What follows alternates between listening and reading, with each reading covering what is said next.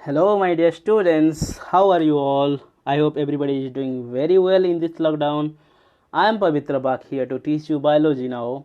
So, आज करेंगे हम 12 का fourth number chapter that is reproductive health. Okay, reproductive health एक बहुत ही इजी एंड छोटा सा चैप्टर है.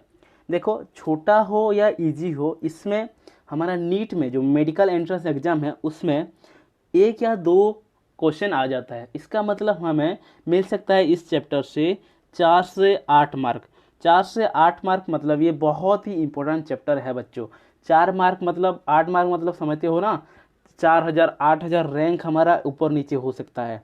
सो this is a very very important chapter and this is very much easier chapter. Okay, so let's start the topic that is reproductive in health. Okay, so reproductive health में क्या क्या contents है, क्या क्या पढ़ेंगे हम लोग. देखो, पहला पढ़ेंगे रिप्रोडक्टिव हेल्थ. रिप्रोडक्टिव हेल्थ क्या है, जिसमें कि जो हमारा सेक्सुअल ऑर्गन जो होते हैं, okay, sexual organ must be well functional and physically we must have to be fit. Okay, sexual organ should be well functional. Okay, इसको हम जनरली क्या बोल देंगे, reproductive health. But sexual organ का well functional हो जाने से हम इसे रिप्रोडक्टिव हेल्थ नहीं बोल पाएंगे. और भी कुछ चीज़ें ऐसे हैं जिसको हम जोड़ के ही हम रिप्रोडक्टिव हेल्थ बोल सकते हैं. जैसे कि हमारा फिजिकल फिटनेस होना चाहिए, मेंटल फिटनेस होना चाहिए, सोशल फिटनेस होना चाहिए, बिहेवियरल फिटनेस होना चाहिए. तभी जाकर हमको खुद को रिप्रोडक्टिवली हेल्दी एंड हमारा जो हेल्थ है, हमारा हेल्थ को हम रिप्रोडक्टिव हेल्थ बोल सकते हैं. नेक्स्ट थिंग क्या है देखते हैं. Next thing is the population. Okay, population क्या है. पॉपुलेशन तुम लोग जानते हो, जनसंख्या जो हिंदी में बोला जाता है. सो इंडिया का पॉपुलेशन, टोटल वर्ल्ड का पॉपुलेशन क्या है उसके बारे में पढ़ेंगे. कैसे ग्रोथ हो रहा है, क्यों ग्रोथ हो रहा है, और कैसे इसको हम कम कर सकते हैं, इसी के बारे में पढ़ेंगे. पॉपुलेशन में, पॉपुलेशन जनरली बहुत ही हो गया है बच्चों. इतना वास्ट अमाउंट में, वास्ट नंबर में हमारा इतना पॉपुलेशन बढ़ गया है कि हम एक पॉपुलेशन के हिसाब से रोस्ट प्लेस में पहुंच गए हैं, जो कि हमारे लिए बहुत ही हार्मफुल है एंड बहुत ही मतलब डिफ़िकल्टी लेवल बढ़ जाएगा आगे के लिए, आगे जनरेशन के लिए, due to this huge number of population. Okay,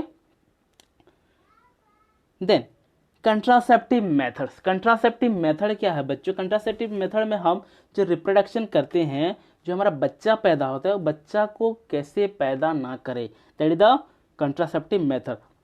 contraceptive method में we will prevent the pregnancy. हम प्रेगनेंसी को रोकेंगे.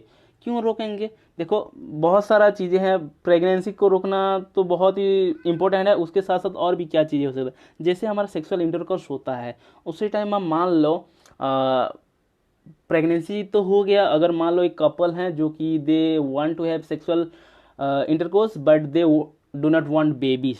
ओके, तो क्या करेंगे, उसी टाइम में एक कंडोम यूज करेंगे. कंडोम क्या होता है, that is the things which help in the control of population. Okay, so बहुत सारी चीज़ें पढ़ेंगे. कंट्रासेप्टिव मेथड्स फीमेल में भी होते हैं, जो हमारा कंट्रोलिंग कंडोम होते हैं. देखते हैं आगे जाकर क्या क्या चीज़ें हैं.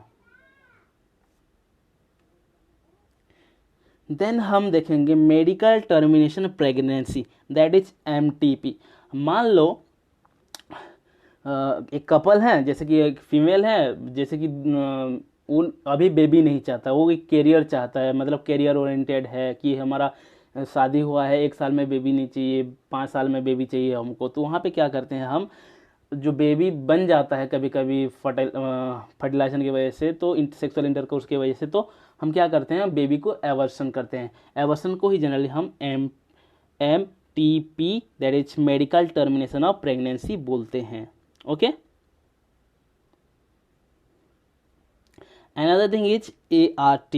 ART क्या है, असिस्टेड रिप्रोडक्टिव टेक्नोलॉजी. यहाँ पे क्या करते हैं हम, कभी कभी क्या होता है, कोई मैरिज कपल होते हैं but they wanted to have a baby but baby नहीं हो पाता है, तो हम यहाँ पे हेल्प करते हैं बेबी उनको पैदा कराने में. तो this is art, assisted reproductive technology. इस टेक्नोलॉजी से हम एक इनफर्टाइल तो नहीं, जो लोग बेबी पैदा नहीं कर पाते हैं उनको हेल्प करते हैं बेबी पैदा करवाने में। Okay, next 6th is sexually transmitted infection और सेक्सुअली ट्रांसमिटेड डिजीज। देखो हम तो we want to have sex, but उसमें एक चीज़ ध्यान रखना है कि सेक्सुअली इंटरकोर्स के टाइम में कोई इन्फेक्शन या कोई डिजीज ना हो, ये बहुत ही इम्पोर्टेंट है। तो ये हमारा रिप्रोडक्टिव हेल्थ में आता है। तो हमारे पास 6 चीज़ें हैं जिसको हमको पढ़ना है। एक है reproductive health, okay, reproductive health, then population के बारे में पढ़ेंगे, देन कंट्रासेप्टिव मेथड्स पढ़ेंगे, देन पढ़ेंगे MTP, ART, STI। 6 टॉपिक है, बहुत ही ईजी टॉपिक्स वगैरह है। ओके, चलो स्टार्ट करते हैं रिप्रोडक्टिव हेल्थ के साथ। Okay, now we have the meaning of the reproductive health according to WHO, that is World Health Organization। World Health Organization के हिसाब से reproductive health means a total well-being in all aspects of reproduction, that is physical, emotional, behavioral and social। देखो physically, emotionally, behaviour के साथ socially हम जब तक fit नहीं रहेंगे तब तक हम खुद को रिप्रोडक्टिवली हेल्दी नहीं बोल पाएंगे according to WHO। Okay, so ये हो गया हमारा definition of the reproductive health. This is the total wellbeing in all aspects of reproduction, that is physical, emotional, behaviour and social. Okay, चलो आगे चलते हैं, इसके एक एक करके सभी चीज़ों को पढ़ेंगे। ओके, नाउ रिप्रोडक्टिव हेल्थ को, ठीक है, इसको रिप्रोडक्टिव हेल्थ को अचीव करने के लिए कुछ प्रोग्राम्स बनाए गए हैं। ओके, प्रोग्राम्स कुछ ऐसे हैं, that is to attain a total reproductive health as a goal.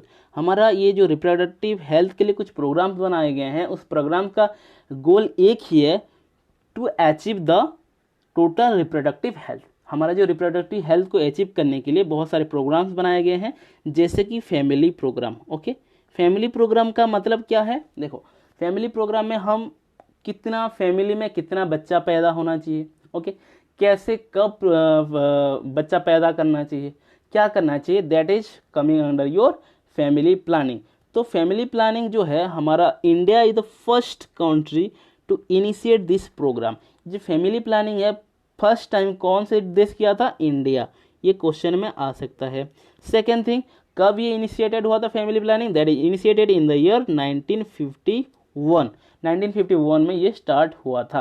Then ये तुम्हारा पहले का है 1951 का। अभी तुम्हारा रिसेंटली और एक प्रोग्राम आया है जिसको हम बोलते हैं RCH, that is reproductive and child health care programme.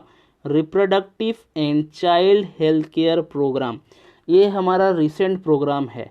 इसी प्रोग्राम में बहुत सारे चीज़ें, रूल एंड रेगुलेशन, बहुत सारे जानने की चीज़ें हैं, जो कि क्या क्या चीज़ें इंक्लूड है ना, इसमें आगे देखते हैं। Okay, now RCH, that is the reproductive and child health care program. इसमें क्या क्या इंक्लूडेड है, एक वन बाय वन देखेंगे। First one is knowledge about sex organ and their function. तो इसमें हमको पहले ये जानना होगा कि सेक्स ऑर्गन क्या होता है। Male sex organ and female sex organ के बारे में समझना होगा, उसका स्ट्रक्चर समझना होगा, उसका फंक्शन क्या है समझना होगा, कैसे सेक्सुअली रिप्रोडक्शन, कैसे तुम्हारा स्पर्म प्रोड्यूस होता है, कैसे सीमेन प्रोड्यूस होता है, कैसे ओवम प्रोड्यूस होता है, कैसे उन दोनों में जो फर्टिलाइजेशन होता है, इसके बारे में हमको जानना होगा। Okay, next thing, knowledge about adolescence and changes related to it. हमको एडोलेसेंस के बारे में जानना चाहिए और उसके चेंजेस के बारे में जानना चाहिए। देखो, एडोलेसेंस का मतलब क्या है? बचपन से जब एक कोई इंडिविजुअल जब एडल्ट बनता है, जैसे कि तुम्हारा जब प्यूबर्टी टाइम आ जाता है, फीमेल में उनका ब्रेस्ट एनलार्ज होता है, ब्रेस्ट बढ़ता है, देन जो हिप्स है जो ब्रोड हो जाता है, उनका वॉइस जो पतला हो जाता है, ठीक है, ये सब चीज़ें जो है चेंजेस होता है प्यूबर्टी के टाइम, तो इसको एडोलेसेंस बोलते हैं। लेकिन उस टाइम में क्या होता है, बच्चा जो है 6-7 साल का होता है तो डर जाता है कि अब मेरे बॉडी में क्या हो रहा है, ये क्या चेंजेस हो रहा है बोल के डर जाता है। तो इसके बारे में प्रॉपर नॉलेज होना चाहिए। और तुम्हारा जो मेल के केस में भी बहुत सारे चेंजेस होते हैं एडोलेसेंस में, जिसको भी जानकर बच्चों को नहीं डरना चाहिए, इसके बारे में नॉलेज होना चाहिए। ओके, ये आता है तुम्हारा reproductive and child health care programme में second thing. Okay, third thing क्या है, knowledge about pregnancy and breast feeding. Pregnancy के बारे में नॉलेज होना चाहिए, कब प्रेगनेंसी होना चाहिए, प्रेगनेंसी के टाइम कैसे केयर लेना चाहिए हमारा मदर का, देन ब्रेस्ट फीडिंग करना कैसे होना चाहिए, तुम्हारा जो बेबी कितने दिन तक ब्रेस्ट फीडिंग करना चाहिए, मिल्क कितने कैसा बनना चाहिए, क्या होना चाहिए, सब कुछ जानना चाहिए होगा।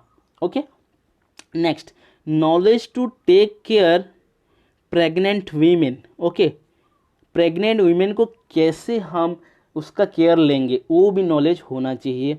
देन एसटीडीज और एसटीआईज, देखो सेक्सुअली ट्रांसमिटेड डिजीजेस, एसटीडी का मतलब क्या है, sexually transmitted diseases. Okay, sexually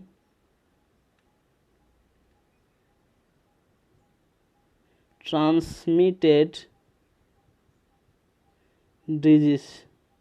okay, sexually transmitted disease क्या है तुम्हारा, कब सेक्सुअली ट्रांसमिटेड डिजीज हो सकता है, सेक्सुअल इंटरकोर्स के टाइम में ऐसा क्या क्या प्रिकॉशन लेंगे जो सेक्सुअली ट्रांसमिटेड डिजीज नहीं होगा, या एसटीआई का मतलब है सेक्सुअली ट्रांसमिटेड इन्फेक्शन, ये नहीं होगा कैसे, इसके बारे में भी नॉलेज होना चाहिए। कौन कौन सा डिजीज हो सकता है इसके बारे में भी नॉलेज होना चाहिए। Now come to the menstruation, menstruation के बारे में भी हमको पता होना चाहिए, फीमेल का मेंस्ट्रुएशन साइकिल पता होना चाहिए, कब ओवुलेशन पीरियड आता है, कब सेक्सुअल इंटरकोर्स करना चाहिए, वो भी तुम्हारा पता होना चाहिए। ओके, ना come to the contraceptive method. Contraceptive method मतलब प्रिवेंशन ऑफ प्रेगनेंसी, हम जनरली प्रेगनेंसी को प्रिवेंट करने के लिए कंट्रासेप्टिव मेथड यूज करते हैं। तो अगर मान लो बाई चांस कहीं पे सेक्सुअल इंटरकोर्स हो गया, स्पर्म एंड जो हमारा ओवम और एग जो है फीमेल का, उन दोनों के बीच में फर्टिलाइजेशन हो गया तो बेबी बनने का चांसेस होता है। तो उसी केस में कभी कभी कुछ कपल्स होते हैं जो कि बेबी नहीं चाहते हैं, तो कौन कौन से ऐसे मेथड लेंगे जो they can do sex easily and don't have baby also. Okay, sex कर लेंगे बट बेबी भी नहीं होगा। So how to adapt this contraceptive methods, इसके बारे में नॉलेज होना चाहिए। Now come to the NTP. Okay, अगर मान लो फर्टिलाइजेशन होकर बेबी फिटस जो है ग्रो कर गया किसी के ओम में, तो उसको एवर्सन कैसे किया जाएगा, तो उसको बोलते हैं मेडिकल टर्मिनेशन ऑफ प्रेगनेंसी, इसके बारे में भी नॉलेज होना चाहिए। Then ART, assisted reproductive technology, कोई कुछ कपल्स ऐसे होते हैं जो कि सेक्सुअल इंटरकोर्स करते तो हैं but they are unable to have a baby, तो उनके पास बेबी नहीं होता है, तो कैसे बेबी टेक्नोलॉजी यूज करके किया जा सकता है वो भी जानना चाहिए, उसके बारे में नॉलेज होना चाहिए। ओके, सो और भी बहुत सारी चीज़ें हैं तुम्हारा एनसीईआरटी बुक में, बहुत सारी चीज़ें दिया है, उसके बारे में पढ़ेंगे हम लोग आगे जाकर। सो आपके लिए इतना है, चलो आगे चलते हैं। Now let me tell you something important here, यहाँ पे एक इम्पोर्टेंट टर्म है, देखो you can see here, that is amniocentesis. Okay, amniocentesis, you can see here a word that is amnio. Amnio come from the word amnion. Okay, amnio the word amnio come from the amnion. ये जो amnio word है amnion से आया है। amnion क्या है, अगर मेरे से जो लोग सेक्सुअल रिप्रोडक्शन चैप्टर पढ़े हैं उन लोगों को एमनियन कैविटी पता होगा, तो फिर भी मैं दिखाता हूँ क्या होता है एमनियन कैविटी। ओके, लुक, ये हमारा मदर का वोम है, ये हमारा मदर का वोम है। मदर के ओम में तुम्हारा यहाँ पे प्लासेंटा है, ये तुम्हारा प्लासेंटा है, और ये एक कैविटी देख रहे हो, और एक minute, you can see here A blue colour का एक कैविटी है यहाँ पे, इस कैविटी को हम बोलते हैं amnion cavity. Okay, amnion cavity. Okay, amnion cavity के अंदर कुछ फ्लूइड्स होता है बच्चों, ये कुछ फ्लूइड्स होते हैं। ओके, और ये तुम्हारा प्लासेंटा है। ओके, ये प्लासेंटा से बेबी जो होता है, प्लासेंटा से बेबी जो है न्यूट्रिशन लेता है। ओके, इसी प्लासेंटा से जो हमारा बेबी न्यूट्रिशन लेने के बाद,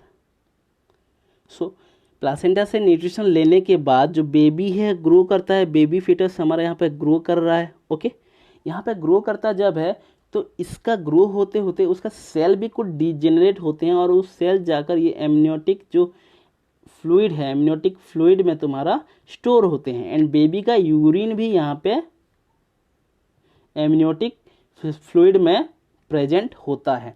तो क्या करते हैं हम, एक इंजेक्शन लेते हैं, इंजेक्शन को लेकर ये जो एमनियोटिक फ्लूइड को निकालते हैं। एमनियोटिक फ्लूइड में क्या है, बेबी का सेल होता है एंड यूरिन होता है बेबी का। तो हम ये एमनियोटिक फ्लूइड का सेल को चेक कर सकते हैं, उसका जीन को चेक कर सकते हैं। जब उसका जीन को चेक करते हैं तो उसका डिजॉर्डर हमको पता चल जाता है। ठीक है, we can check the disorder of the baby. Okay, so ये एक तुम्हारा एमनियोसेंटेसिस का समझ में आया होगा। ओके, तो जनरली क्या होता है, amniotic fluid surrounds the baby during pregnancy. Pregnancy के टाइम में क्या होता है, हमारा जो बेबी होता है, बेबी का सराउंड करता है amniotic fluid. As the baby grow, cells and urine from the baby are shed into the fluid. जब बेबी ग्रो करता है, बेबी का सेल एंड यूरिन हमारा एमनियोटिक फ्लूइड में जाकर मिक्स हो जाता है। तो एमनियोसेंटेसिस प्रोसेस में क्या करते हैं हम, amniocentesis is the removal of A small amount of the fluid for testing. हम क्या करते हैं, थोड़ा सा amount, small amount of fluid को हम क्या करते हैं, एक इंजेक्शन से रिमूव करते हैं, किसके लिए, टेस्ट करने के लिए। ओके, अब ये एमनियोसेंटेसिस कब करना चाहिए हमको, it's safe to do within 16 weeks to 22 weeks of the fetal development. जो हमारा बेबी जो फीटल डेवलपमेंट, बेबी का जब फीटल डेवलपमेंट होता है उसका 16 वीक से लेकर 22 वीक्स के बीच में अगर एमनियोसेंटेसिस करेंगे, that will be safe for the baby as well as mother. Okay, तो यहाँ पे देखो मैंने तुम लोग को बताया, यहाँ पे क्या करेंगे, एमनियोटिक फ्लूइड को हम लेंगे। एमनियोटिक फ्लूइड में सेल होता है बेबी का, उससे हम क्या कर सकते हैं, टेस्ट कर सकते हैं। क्या क्या टेस्ट कर सकते हैं, you can see here, cell found in the fluid can be use to examine the baby's gene. हम बेबी का जीन को यहाँ पे एग्जामिन कर सकते हैं। अगर जीन को एग्जामिन करेंगे, जीन क्या होता है, जनरल डीएनए का एक पार्ट होता है। ओके, तो जीन को जब हम चेक करेंगे तो ये हेल्पफुल होगा हमारे लिए। तो किस चीज़ में हेल्पफुल होगा, it's helpful to find the chromosomal disorder. ये हमको क्रोमोजोमल डिजॉर्डर को फाइंड आउट करने में हेल्प करता है। कौन कौन से क्रोमोजोमल डिजॉर्डर हैं, जैसे कि टर्नर सिंड्रोम हो गया, क्लिनफिल्टर सिंड्रोम हो गया, डाउन सिंड्रोम हो गया। ये सब जो जेनेटिक डिजॉर्डर है, क्रोमोजोमल डिजॉर्डर है, इसको फाइंड आउट करने में हेल्प करता है एमनियोसेंटेसिस प्रोसेस। और क्या कर सकता है, it's helpful in finding a Mendelian disorder. Mendelian disorder and chromosomal disorder के बीच में क्या मतलब डिफरेंस है। क्रोमोजोमल डिजॉर्डर जो है, हमारा जो क्रोमोजोम में कोई डिफेक्ट आ गया, मान लो कोई म्यूटेशन हो गया है, या कुछ मतलब कोई जो हमारा होमोलोगस क्रोमोजोम होता है तो वहाँ से एक क्रोमोजोम गायब हो जाना, मिस हो जाना, या एक्स्ट्रा क्रोमोजोम ऐड हो जाना, ट्रिपलेट हो जाना, इस टाइप का डिजॉर्डर को हम क्रोमोजोमल डिजॉर्डर बोलते हैं। Now come to the Mendelian disorder. Mendelian disorder क्या होता है, हमारा इनहेरिटेड डिजॉर्डर होता है।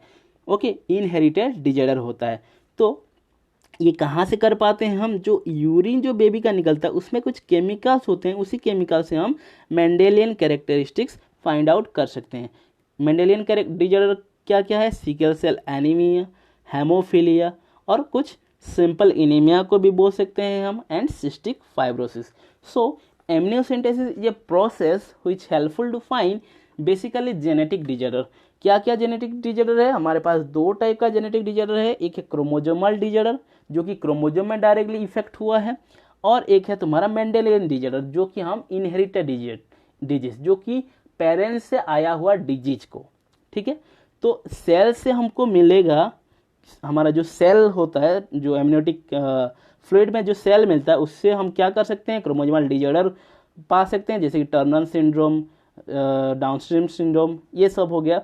मेंडेलियन डिजॉर्डर कैसे पा सकते हैं, यूरिन से, यूरिन में कुछ केमिकल्स होते हैं उससे पा सकते हैं, जैसे कि for example sickle cell anaemia, haemophilia, simple anemia, cystic fibrosis. These are the genetic disorders which is done by the amniocentesis. But amniocentesis is statutorily banned. Government के द्वारा ये बैंड कर दिया गया है. Why? क्यों इसको बैंड किया गया है? बैंड इसीलिए किया गया है, अगर ये प्रोसेस करते हैं तो हम बेबी का क्या कर सकते हैं, क्रोमोजोम को टेस्ट कर सकते हैं. तो क्रोमोजोम का जो शेप होता है उसको हम पता लगा सकते हैं, जैसे कि XX XY. तो हम क्या होगा, XX होगा तो ये फीमेल है, XY होगा तो मेल है. तो we can find the sex of the child. So we do the female foeticide. अगर ये जो सेक्स अगर मिल गया कि ये फीमेल का सेक्स है, तो क्या करते हैं, बहुत सारे लोग ऐसे हैं जो कि फीमेल को मार देते हैं, फीमेल फीटस को मार देते हैं, जिसको हम फीमेल फर्टिसाइड बोलते हैं. Which is not good for our society, not good for our population. देखो इतना फीमेल्स को फीमेल फर्टिसाइड हो रहा है कि हमारा जो मेल एंड फीमेल रेशियो जो है वो मतलब खतरनाक वे मतलब डिस्ट्रैक्ट हो गया. जैसे कि फीमेल 1000 फीमेल में 1000 मेल में 800-900 फीमेल होंगे. ओके, सो फीमेल फर्टिसाइड के वजह से ये बैंड हो गया. जब और एक बात है डेंजरस टू मदर. जो फीमेल फर्टिसाइड करते हैं, जब मदर ओम में जो फिटस को हम मार देते हैं तो वो बहुत ही रिस्कफुल हो जाता है मदर के लिए. Mother can be die in that process. So इसीलिए हम एमनियोसेंटेसिस को गवर्नमेंट के द्वारा बैंड किया गया है, बंद कर दिया गया है. ओके, चलो आगे बढ़ते हैं. Now come to the population. In the last century, an all-round development in the various fields significantly improved the quality of life of the people, increased health facilities along with the better living condition, which had explosive impact on the growth of the population. क्या बोल रहा है कुछ, ये जो हमारा ये जो मॉडर्न सेंचुरी है इसमें क्या हो रहा है, हेल्थ फैसिलिटी इतना अच्छा हो गया है, लिविंग कंडीशन इतना बेटर हो गया है, जिसके वजह से हमारा पॉपुलेशन ग्रोथ जो है उसका बहुत ही इम्पैक्ट पड़ रहा है. जैसे कि हम यहाँ पे देख सकते हैं वर्ल्ड का पॉपुलेशन एंड इंडिया का पॉपुलेशन देख सकते हैं क्या है. वर्ल्ड का पॉपुलेशन था 1900 में 2 बिलियन. कितना था, 2 बिलियन. उसके बाद 100 साल के बाद 2000 में, ओके 2000 में हो गया वो 6 बिलियन, मतलब 3 गुना बढ़ा है. ओके, 100 साल में 3 गुना बढ़ा है. और एक चीज देखोगे तो और भी तुम्हारा मतलब खतरनाक आ जाएगा. 2011 में देखोगे तो 7.2 बिलियन हो गया है टोटल वर्ल्ड पॉपुलेशन. तो 1900 में तुम्हारा था 2 बिलियन, वर्ल्ड का ये पॉपुलेशन बोला जा रहा है. 2000 में 6 बिलियन हो गया और तुम्हारा 2011 में हो गया ये तुम्हारा 7.2 बिलियन. बस इसको याद रखना है तुम लोगों को. Okay, 2 billion, 6 billion, 7.2 billion. Okay, now come to the India's population. Okay, India का पॉपुलेशन हम लोग कब देखे थे, 1947 में काउंट किए थे. 1947 में देखे थे 350 मिलियन थे. जब 2000 में आया तो 1 बिलियन हो गया. जब 2011 में हुआ तो 1.2 बिलियन में आ गया है हमारा पॉपुलेशन. तो अभी तो और भी बढ़ गया है, ठीक है, 1.35 समथिंग हो गया है. तो ये बहुत विगरसली रैपिडली वर्ल्ड का पॉपुलेशन है जो ग्रोथ होता जा रहा है. एक दिन ऐसा पॉपुलेटेड कंट्री वगैरह हो जाएगा, जो हमारा वर्ल्ड है इतना पॉपुलेटेड हो जाएगा कि हमको रहने के लिए भी जगह नहीं मिलेगा. ओके, चलो आगे देखते हैं. सो पॉपुलेशन में और एक चीज़ हमको जानना है, क्या है रीजन. ये जो ग्रोथ हो रहा है पॉपुलेशन ग्रोथ का रीजन क्या है. रीजन है हमारा डेथ रेट अभी डिक्रीज हो गया है. ठीक है, देखो एक्सीडेंट हो गया, हम हॉस्पिटल फैसिलिटी दे रहे हैं. मैटरनल जो मदर जो प्रेगनेंसी के टाइम में पहले बहुत सारे मर जाते थे तो उसको हम बचा ले रहे हैं, बेबी बच जा रहा है. तो जो डेथ रेट है डिक्रीज हो गया है. मैटरनल मोर्टालिटी रेट MMR ये भी डिक्रीज हो गया है. देन इन्फेंट मोर्टालिटी रेट भी डिक्रीज हो गया, जो बच्चा जो है उसका भी मरना जो रेट है वो भी डिक्रीज हो गया, कम हो गया है. Then number of people in reproductive age increase. और ये बोल रहा है कि जो रिप्रोडक्शन करने का जो एज होता है एक पर्टिकुलर ह्यूमन बींग्स का, उसका नंबर जो है बढ़ गया है। ओके, ये भी एक रीजन है हमारा पॉपुलेशन ग्रोथ का। Now come to the another thing, according to the 2011 census report by RCH. Okay, RCH के द्वारा एक सेंसस हुआ था, सेंसस मतलब काउंटिंग और एनालिसिस यू कैन से। उसी टाइम में देखा गया था growth rate was less than 2%, that is 20% in the 30%, sorry in 1000 person per year. मतलब 1000 लोग में 20 लोग बढ़ जाते हैं हर ईयर, हर साल। मतलब एक साल में 1000% और 20 नया ऑर्गेनिज्म इंडिविजुअल देते हैं। इसका मतलब समझ सकते हो, अगर कोई कंट्री में 135 करोड़ पॉपुलेशन होगा तो 1000 में अगर 20-20 बढ़ेंगे तो एक साल में कितने बढ़ सकते हैं। This is how the population is growing rapidly. एक दिन ऐसा आएगा ये कंट्री में पॉपुलेटेड जो हो जाएगा, कोई पेड़ नहीं बचेगा, कोई घर रहने के लिए जगह नहीं होगा, कोई लैंड ही नहीं होगा, कल्टीवेशन के लिए जगह नहीं होगा, तो भूखे मर जाएंगे बच्चों। Okay, now contraceptive method. इतना पॉपुलेटेड होने के बाद हम क्या करते हैं, इसको स्टॉप करने के लिए, पॉपुलेशन को स्टॉप करने के लिए कुछ मेथड्स चाहिए होगा। There is only one method, that is contraceptive method. Contraceptive method का मतलब क्या हो गया यहाँ, methods to prevent growth of population. Population का ग्रोथ को प्रिवेंट करने का मेथड को हम बोल रहे हैं कंट्रासेप्टिव मेथड। देखो कुछ स्लोगन्स भी आए थे, हम दो हमारे दो। इसका मतलब क्या है, वी टू आवर टू। मतलब जो हमारा प्लानिंग आया था, फैमिली प्लानिंग, जिसमें हम क्या बोलते थे कि पेरेंट्स दो होना चाहिए, उनका दो बेबी होना चाहिए। हालांकि ये अब वी टू आवर वन हो गया है, हम दो हमारे एक हो गया है ये। ओके, और ये तुम्हारा जो मैरिज एज है उसको भी बढ़ा दिया गया है। जो हमारा पहले बाल विवाह होता था, अभी क्या कर दिया गया है, मैरिज एज जो है तुम्हारा इंक्रीज कर दिया गया है। फीमेल का कर दिया गया 18 एंड मेल का कर दिया गया है 21 years. So what are the contraceptive methods included. Contraceptive methods के लिए हमको कुछ चीज़ें जानना होगा। मान लो हम कंट्रासेप्टिव मेथड के लिए जो हमारा ग्रोथ है पॉपुलेशन का उसको कमाने के लिए कंडोम यूज करते हैं ड्यूरिंग सेक्सुअल रिप्रोडक्शन। कंडोम क्यों यूज करते हैं, अगर कंडोम यूज करेंगे तो हमारा जो स्पर्म है वैजाइना के थ्रू एंटर नहीं कर पाएगा और एग के साथ फर्टिलाइजेशन नहीं हो पाएगा, तो बेबी नहीं बनेगा।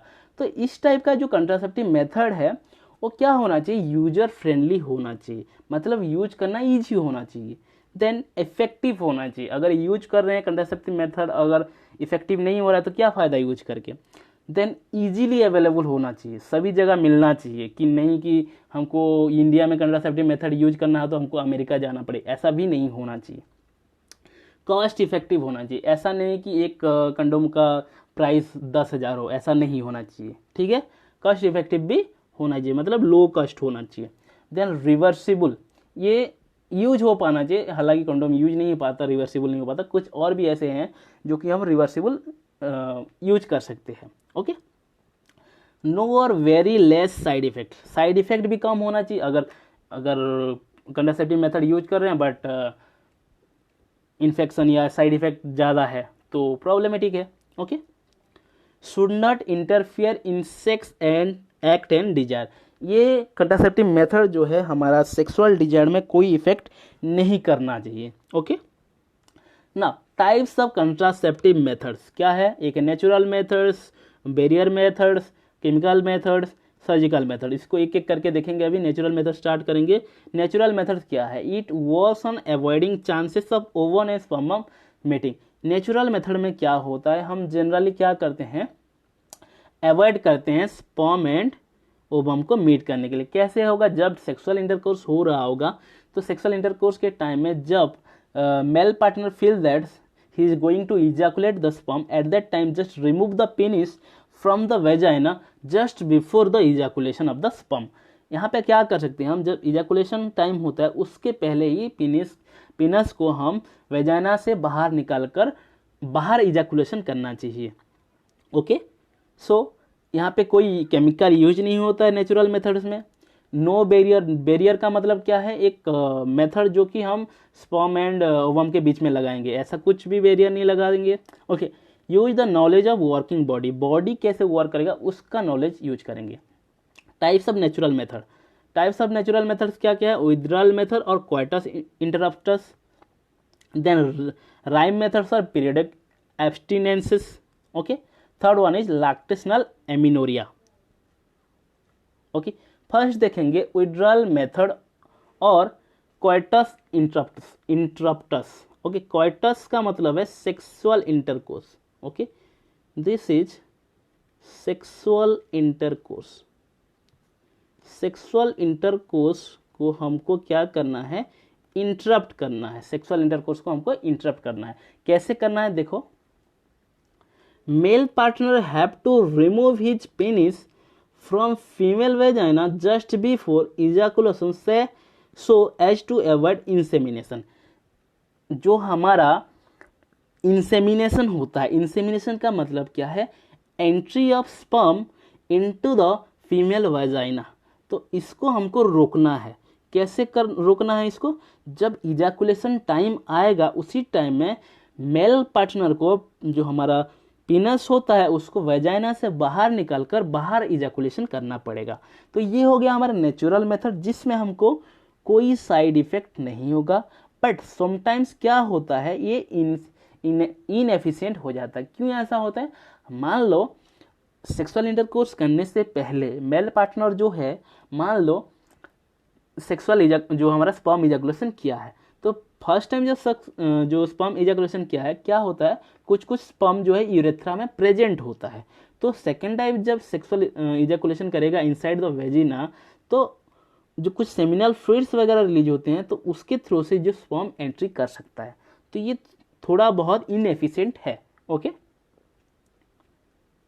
Now you can see here the diagram. Here we have the uterus, ये हमारा वाजाइना है, वाजाइना में हमारा you can see the penis, ये हमारा पीनस है। पीनस क्या क्या है, एंटर करके यहाँ पे सेक्सुअल इंटरकोर्स चल रहा है। जब ये पीनस अपना इजैकुलेशन टाइम आएगा, ये क्या करना चाहिए, इसको वेजाइना से बाहर लाकर बाहर इजैकुलेशन करना चाहिए। ये है हमारा स्पर्म। तो अगर बाहर स्पर्म इजैकुलेट हो जाएगा तो यहाँ पे वेजिना के ओवम के साथ फर्टिलाइजेशन नहीं होगा, तो बेबी प्रोडक्शन नहीं होगा, तो पॉपुलेशन ग्रोथ कंट्रोल हो सकता है। Okay, now come to the rhyme methods or periodic abstinence. Okay, couples avoid or abstain from coitus from the day 10 to 17 of the menstrual cycle when ovulation can be expected. It's called fertile period. Conception could be prevented. तो ये बोल रहा है जो couple होते हैं, जो menstrual cycle, जो फीमेल का मेंस्ट्रुअल साइकिल होता है, मेंस्ट्रुअल साइकिल का 10 to 17 डेज में सेक्सुअल इंटरकोर्स नहीं करना चाहिए बोल रहा है। ऐसा क्यों है, यू कैन सी हियर। मान लो एक फीमेल का जो सेक्सुअल इंटरकोर्स जो मेंस्ट्रुअल साइकिल है वो मान लो 28 डेज का है, तो इसमें इस केस में ओवुलेशन कब होगा, जनरली 14th डे में होता है। ओके, 14th डे में, तो 14th डे में अगर सेक्सुअल मेंस्ट्रुअल साइकिल हो रहा है और 14th डे में तुम्हारा ओवुलेशन हो रहा है, यहाँ पे 14 डे में तुम्हारा ओवुलेशन हो रहा है, तो इसी डे में अगर स्पर्म इजैकुलेशन होता है हमारा या सेक्सुअल इंटरकोर्स होता है, तो there will be chance of fertilization. तो इसी डे में नहीं करना चाहिए। 13 को भी अगर सेक्सुअल रिप्रोडक्शन होता है तो there will be a chance of fertilization because the sperm has the life span of 2 days inside the vagina. Female के वजाइना में जो ह्यूमन का स्पर्म होता है उसका लाइफ स्पान होता है 2 दिन। तो 2 दिन अगर रहता है तो यहाँ पे अगर यहाँ 13th में अगर स्पर्म रिलीज हुआ है तो 14th को अगर ओवम है, यहाँ पे ओवुलेशन हुआ है, तो इन दोनों के बीच में फर्टिलाइजेशन हो सकता है।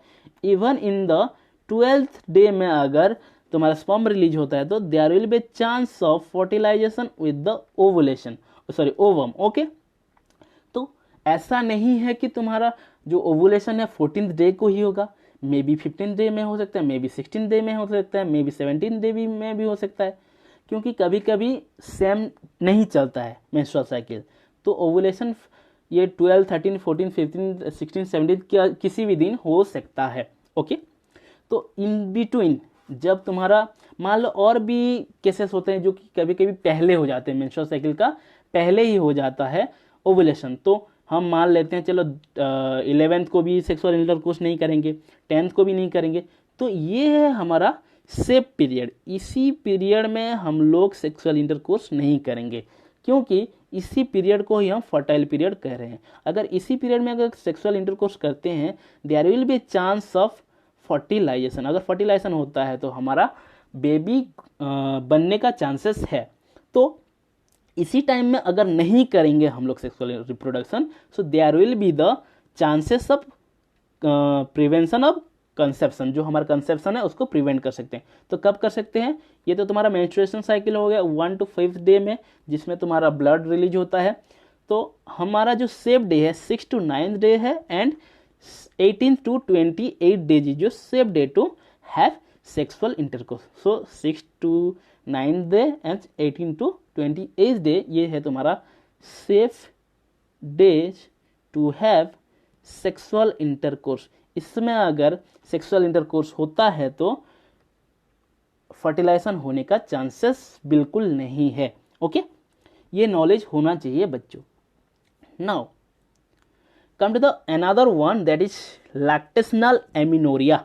लैक्टेशनल एमिनोरिया क्या है? लैक्टेशनल एमिनोरिया, इसका मतलब है जब हमारा जो मदर होते हैं उनके बॉडी से जब मिल्क प्रोडक्शन ज़्यादा होता है, उसी टाइम में हमारा जो मेंस्ट्रुएशन साइकिल है बिल्कुल नहीं होता।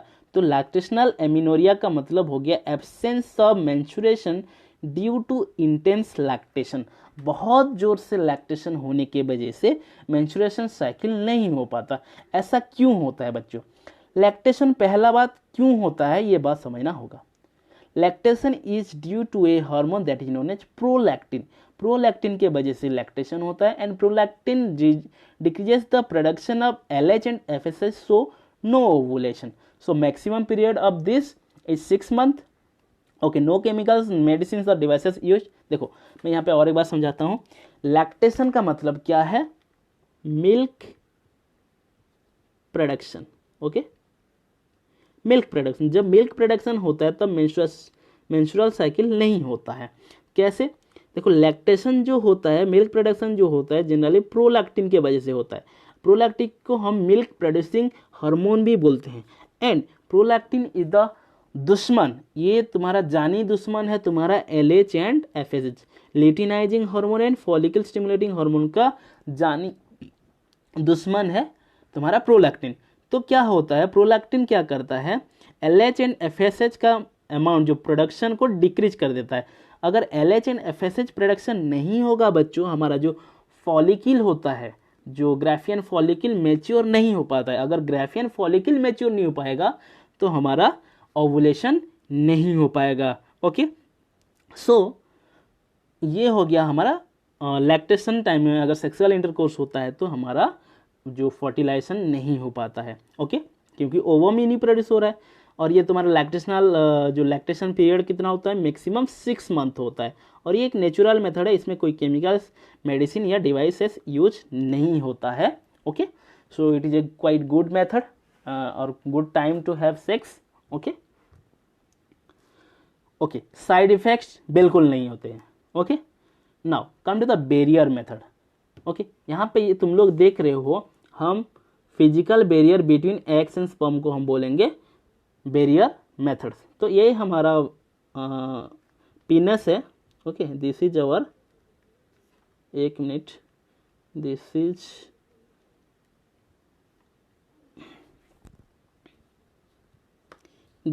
Our penis. ओके, ये हमारा है penis. Okay, just a minute, this is we have penis. Okay, ये हमारा वेजाइना है और ये यूटेरस है।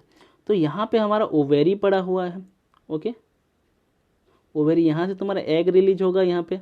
ओके, एग रिलीज होगा तो यहाँ पे से स्पर्म रिलीज होगा, स्पर्म जाएगा यहाँ पे, और यहाँ पे फर्टिलाइजेशन हो सकता है।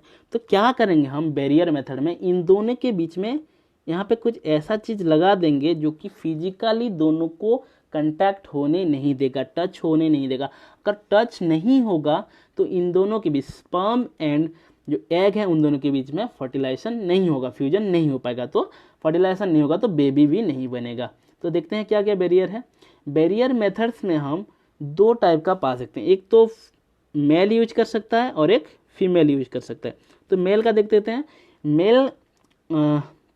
Mail generally use condom, generally condom use करता है to prevent the fusion of sperm and ovum.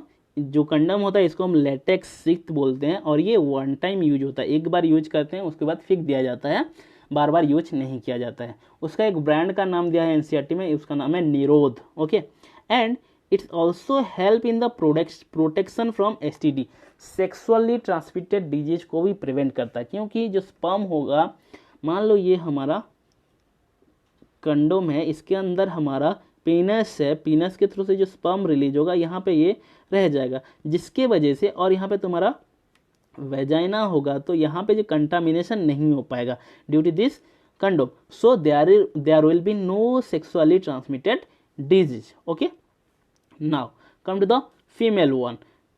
Use female भी हमारा कंडोम यूज करता है, उसको बोलते हैं फीमेल कंडोम बोलते हैं। ये भी वन टाइम यूज है। यहाँ पे ज़्यादातर तुम्हारा प्रोटेक्शन मिलने का चांसेस नहीं होता है एसटीडी से।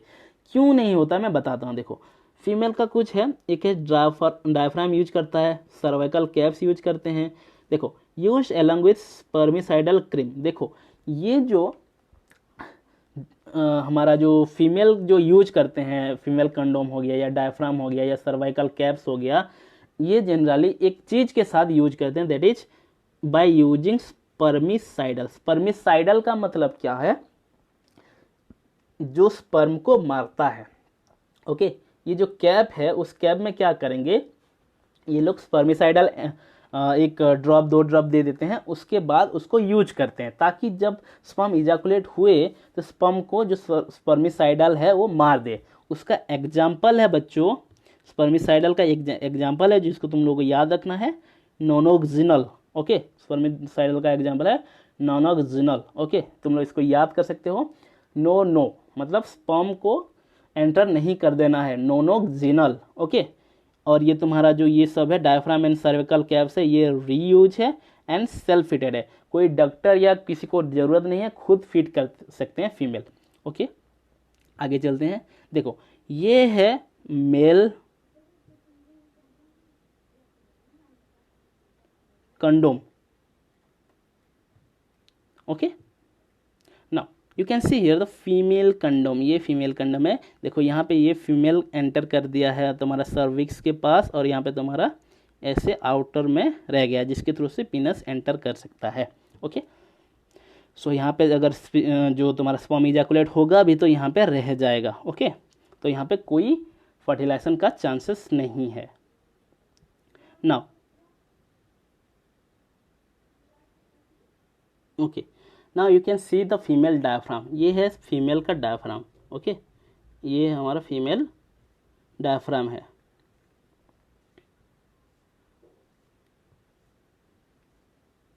ओके, फीमेल डायफ्राम कैसे यूज किया जाता है? फीमेल डायफ्राम जनरली कैसे यूज करते हैं, देखो बता देता हूँ। मान लो this is the female reproductive organ. Okay, ये मान लो फीमेल रिप्रोडक्टिव ऑर्गन है। ओके, यहाँ पे हमारा सर्विक्स है। ओके, जस्ट मिनट, ये तो बिगड़ गया, डायग्राम थोड़ा अच्छा नहीं होता है बच्चों, इस मतलब जो वाइट बोर्ड है। ओके, नाउ ये है हमारा cervix. Now we have vagina here. Okay, this is the vagina. Okay, जो हमारा जो फीमेल डायफ्राम है उसको हम यहाँ पे ऐसे करके, यहाँ पे ऐसे करके यहाँ पे फिट कर देते हैं, ऐसे यहाँ पे फिट करते हैं। तो जब यहाँ पे पीनस एंटर करेगा, सेक्सुअल इजैकुलेशन करेगा भी तो हमारा फर्टिलाइजेशन नहीं होगा। बट समटाइम यहाँ पे इधर से ऐसे एंटर कर जाता है स्पर्म, जिसके वजह से ये थोड़ा इनएफिशिएंट है। और एक चीज़ है, यहाँ पे देखो, यहाँ पे तो वेजाइना ओपन है ना, यहाँ पे कोई ट्यूब वगैरह नहीं लगा है, तो यहाँ पे जो कंटैक्ट हो रहा है पीनस का, तो पीनस और जो वेजाइना कंटैक्ट हो रहा है, यहाँ पे तुम्हारा सेक्सुअली ट्रांसमिटेड डिजीज हो सकता है। Okay, so it is harmful. Okay, now come to the chemical methods. Okay, chemical methods में पहले देखेंगे pills, then intra uterine devices IUD, and implants देखेंगे, इंजेक्शन देखेंगे। देन स्टार्ट करते हैं पिल के साथ। पिल क्या है बच्चों? जनरली एक टैबलेट है। Pill is just a tablet. Okay, एक टैबलेट है, ये हमको खाना पड़ता है। फीमेल को जनरली हम लोग नहीं खाते, बॉयज नहीं खाते, फीमेल खाते हैं। Okay, so it's a tablet, हम ये ओरली लेते हैं। ओके, इंजेक्शन के थ्रू से नहीं, ओरली लेते हैं। इसका फिर टाइप्स आ जाता है COC, that is combined oral contraceptives, POP, that is progesterone only pills, Saheli, third one is Saheli. Okay, बोलते हैं, ये एक एडवर्टाइज आता था कि सहेले, मेरा जो फीमेल के लिए आता था, Saheli is the best friend of the female. Okay, तो स्टार्ट करते हैं। पहला मेथड जो है COC, that is combined oral contraceptive. देखो, कंबाइंड ओरल कंट्रासेप्टिव, यहाँ पे जो कंबाइंड बोल रहा है ये किसको समझा रहा है? दो चीज़ों का कॉम्बिनेशन को बोल रहा है, एक है एस्ट्रोजन एंड प्रोजेस्टेरोन। ओके बच्चों, एस्ट्रोजन एंड प्रोजेस्टेरोन क्या होता है? Progesterone is the pregnancy hormone. ये क्या है? Pregnancy hormone. और एस्ट्रोजन क्या है? जो कि तुम्हारा एंडोमेट्रियम जो हमारा यूटेरस में होता है उसको थिक करता है, एंडोमेट्रियम को थिक करता है। तो जनरली एस्ट्रोजन एंड प्रोजेस्टेरोन जो है प्रेगनेंसी में हेल्प करते हैं, बट हम प्रेगनेंसी को रोकने के लिए एस्ट्रोजन एंड प्रोजेस्टेरोन खा रहे हैं। क्या कर रहे हैं? प्रेगनेंसी को रोकने के लिए एस्ट्रोजन एंड प्रोजेस्टेरोन खा रहे हैं। तो देखो how they are used to prevent the pregnancy. हम क्या करेंगे? जो लोग मेंस्ट्रुअल साइकिल मेरे साथ पढ़े हो, सुने होगे, देखे होगे, जानते होगे कि जो हार्मोन्स रिलीज होते हैं, follicle stimulating hormone, luteinizing hormone, progesterone, oestrogen, ये एक पर्टिकुलर टाइम में रिलीज होते हैं। तो हमको क्या करना है? ये जो टाइमिंग को हमको बिगाड़ना है। जो मेंस्ट्रुअल साइकिल का जो टाइमिंग है हार्मोन रिलीज का, उसमें हमको क्या करना है? टाइमिंग को बिगाड़ देना है। जब टाइमिंग बिगाड़ देंगे तो यहाँ पे जो कंट्रासेप्टिव मेथड अप्लाई हो जाएगा, प्रेगनेंसी होने का चांसेस कम हो जाएगा। Look here, the high amount of oestrogen stops the ovulation. कैसे होता है बताऊंगा। Progesterone hostile the uterus. Hostile the uterus मतलब जो यूट्रस में जो एंडोमेट्रियम वॉल होता है उसको पतला कर देता है, जिसके वजह से क्या होता है? जो इम्प्लांटेशन नहीं हो पाता है एम्ब्रियो का, जिसके वजह से एम्ब्रियोजेनेसिस नहीं हो पाता है। And thicken the cervical mucus. जो सर्विक्स होता है उसका जो थिकनेस है उसको बढ़ा देता है प्रोजेस्टेरोन, जब ज़्यादा अमाउंट में हो जाता है, जिसके वजह से स्पर्म एंट्री नहीं कर पाता है वेजाइना में। देखो आगे चल के मैं बताता हूँ। देखो, ये हमारा मेंस्ट्रुअल साइकिल है। मेंस्ट्रुअल साइकिल में जनरली क्या होता है? FSH एंड LH के वजह से हम क्या करते, जब LH एंड FSH इंक्रीज होता है तो हमारा जो फॉलिकल होता है ग्रो होता है, प्राइमरी, सेकेंडरी, टर्शियरी, ऐसे ग्राफियन फॉलिकल मैच्योर में जाता है। देन जब मैच्योर हो जाता है तभी ये तुम्हारा बस्ट होके ओवुलेशन होता है और ओवम बनता है। उसके बाद कुछ पार्ट रह जाता है, उसको हम लूटा हुआ पार्ट, जिसको हम कार्पस लिटियम बोलते हैं। बट देखो यहाँ पे एस्ट्रोजन भी रिलीज हो रहा है, प्रोजेस्टेरोन भी रिलीज हो रहा है। देखो लेकिन कहाँ कहाँ पे ये रिलीज हो रहे हैं? देखो इसका अमाउंट यहाँ पे रिलीज होते होते धीरे धीरे रिलीज हो रहा है और एस्ट्रोजन यहाँ पे ग्रो हो रहा है। प्रोजेस्टेरोन यहाँ पे बिल्कुल ग्रो मतलब रिलीज नहीं हो रहा है, यहाँ पे रिलीज हो रहा है। ओके, तो यहाँ पे एक पर्टिकुलर टाइम है एस्ट्रोजन एंड प्रोजेस्टेरोन रिलीज होने का। अगर मान लो यहाँ पे एस्ट्रोजन रिलीज नहीं हो रहा है, अगर यहाँ पे एस्ट्रोजन डाल देंगे तो क्या होगा? समझ में आ रहा है क्या बोलो? तो देखो हम क्या करेंगे, यहाँ पे ये जो COC है, COC जो हमारा कंबाइंड ओरल कंट्रासेप्टिव्स है, इसको क्या करेंगे हम? मेंस्ट्रुएशन साइकिल होने के बाद 1 टू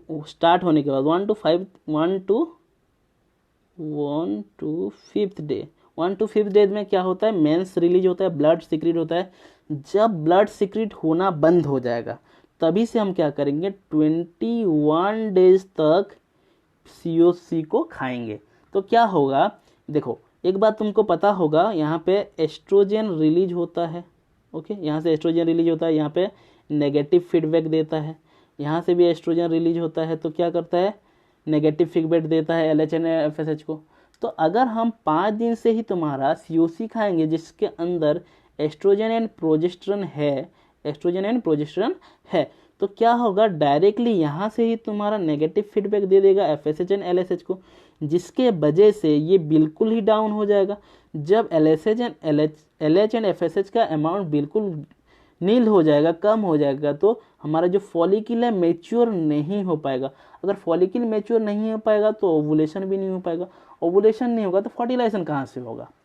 समझ में आ रहा है? Okay, now POP, progesterone only pills. Progesterone क्या कर देता है, यूटरस को हॉस्टाइल कर देता है। ओके, यूटरस को हॉस्टाइल कर देता है, मतलब जो एंडोमेट्रियम लाइनिंग है इसको पतला कर देता है, इसको पतला कर देता है। देखो यहाँ पे देखो दिखाया है, नॉर्मल एंडोमेट्रियल लाइनिंग होता है मोर देन 8 मिलीमीटर, बट यहाँ पे क्या है, जो थिनिंग होने के बाद जो एंडोमेट्रियम लाइन हो गया है लेस देन 7 मिलीमीटर, मतलब पतला कर देता है। पतला कर देगा तो अगर फर्टिलाइजेशन होगा भी तो क्या होगा, यहाँ पे इम्प्लांटेशन नहीं हो पाएगा। तो POP में क्या होगा, जब हम बेवजह प्रोजेस्टेरोन का जो गोली खाएंगे तो ये क्या कर देगा, इम्प्लांटेशन को प्रिवेंट कर देगा। कैसे प्रिवेंट करेगा, हमारे बॉडी में जो यूट्रस का जो एंडोमेट्रियम वॉल है उसको पतला कर देगा। Okay, now come to the doses of pill, कब कब लेना है। जो पिल है 21 डे तक कंटिन्यूसली लेना है फ्रॉम द मेंस्ट्रुएशन। जब मेंस्ट्रुएशन मतलब जब ब्लीडिंग स्टार्ट होता है, मतलब 4-5 दिन से स्टार्ट करके 21 डे तक खाना है, उसके बाद 7 दिन गैप कर देना है। 28 डेज के बाद 7 दिन गैप करना है। उसके बाद अगर फिर से सेक्स चाहते हो बट कंसेप्शन नहीं चाहते तो ये प्रोसेस को रिपीट करते चले जाना है। Okay, now another one is सहेली। सहेली तुम्हारा जनरली इंडिया में बना हुआ है, लखनऊ में, लखनऊ का CDRI that is central drug research institute में बनाया गया है सहेली को। ये बहुत ही इंपॉर्टेंट है बच्चों, ये क्वेश्चन आ सकता है। एंड इसका डोज क्या है, 1 इन ए वीक, और इसमें क्या होता है, एंटी एस्ट्रोजन होता है। एंटी एस्ट्रोजन से भी क्या, देखो वहाँ पे प्रोजेस्टेरोन डाल रहे थे, एस्ट्रोजन डाल रहे थे, तभी भी बच्चा पैदा नहीं हो रहा था। यहाँ पे एंटी एस्ट्रोजन डाल रहे हैं फिर भी बच्चा पैदा नहीं हो रहा है। एंटी एस्ट्रोजन का काम क्या होता है, एंटी एस्ट्रोजन क्या करेगा, जो हमारा फॉलिकल जो एस्ट्रोजन रिलीज कर रहे हैं उसको अगेंस्ट में काम करेगा, उसका फंक्शन करने नहीं देगा। मतलब जो एस्ट्रोजन का काम होता है, एस्ट्रोजन का काम होता है थिक करना, thickening of endometrium lining, endometrium lining को थिकनिंग करता है। अगर एंटी एस्ट्रोजन डालेंगे तो एंडोमेट्रियम लाइनिंग थिक नहीं होगा, मतलब पतला रहेगा, तो इम्प्लांटेशन नहीं हो पाएगा, जिसके वजह से तुम्हारा बेबी पैदा जो फर्टिलाइजेशन नहीं हो पाएगा। तो उसका एग्जाम्पल है सेंडक्रोमेन, ये है तुम्हारा सहेली का example, that is centchroman. Okay, उसका केमिकल का नाम। Now move to the IUD, intra uterine device. मतलब यूट्रिन के अंदर, जो यूटरस के अंदर हमें कुछ डिवाइस लगाना है। देखो यहाँ पे तुम्हारा ये यूटरस है, यूटरस के अंदर एक डिवाइस लगा हुआ T शेप का। ओके, इस तरह का हमको डिवाइसेस यूज करना है। कैसे यूज करेंगे, देखो यहाँ पे 1 minute. Okay, look, IUD। Okay, कितना तरह का होता है IUD, तुम्हारा 3 तरह का होता है। एक है inert IUD, copper releasing IUD, hormone releasing IUD। देखो come to the inert IUD, यहाँ पे देख सकते हो इनर्ट IUD का स्ट्रक्चर कैसे, मतलब लूप जैसा है। इसको हम लिपेस लूप भी बोलते हैं, इसको लिपेस लूप बोलते हैं। इसका काम क्या है, दैट प्रिवेंट इम्प्लांटेशन, ये इम्प्लांटेशन को बंद कर देता है, स्टॉप कर देता है। कैसे करता है, देखो जनरली जब ये एक हमारा जो यूटरस है इसको एज ए फॉरेन पार्टिकल लेता है, फॉरेन पार्टिकल के हिसाब से लेगा तो क्या होगा, फॉरेन सोचकर इसको इम्प्लांट नहीं करने देता, डरता है, अगर ये है तो मेरा बच्चा मर जाएगा बोल के डरता है, इसलिए इम्प्लांटेशन होने नहीं देता है। ओके, आगे चलते हैं।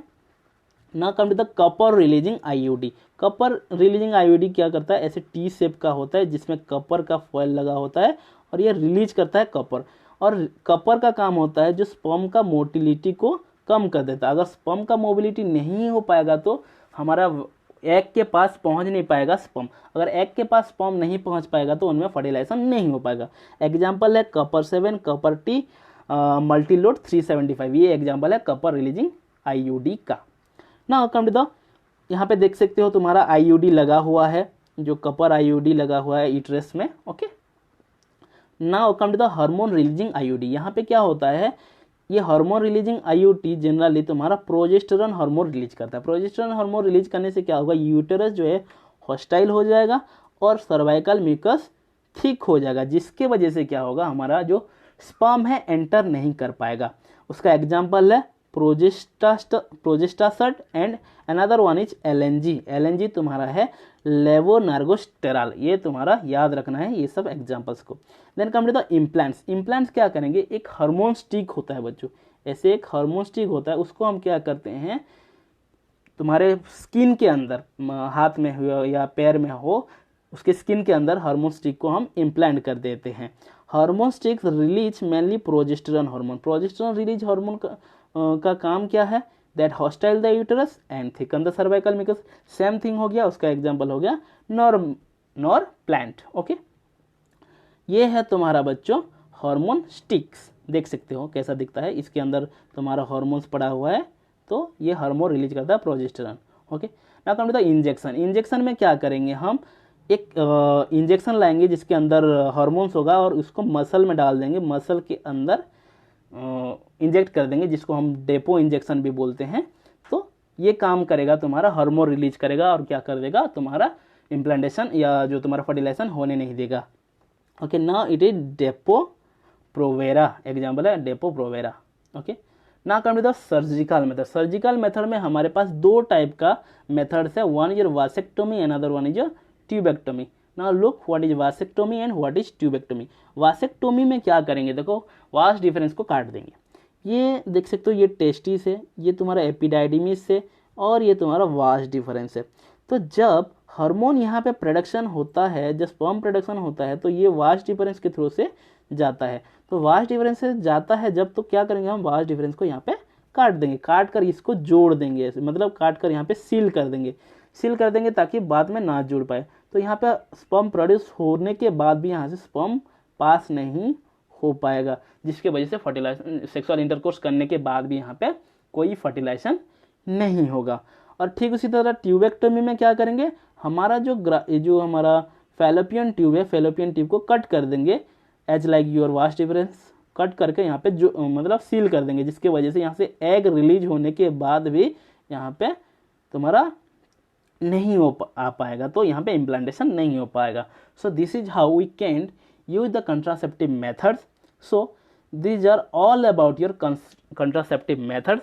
So thank you so much, and अगर आप लोगों को अच्छा लगता है ये videos, then like the video, comment in the comment section and share the video. Thank you so much. Have a good day. Love you all. Thank you guys. Bye bye.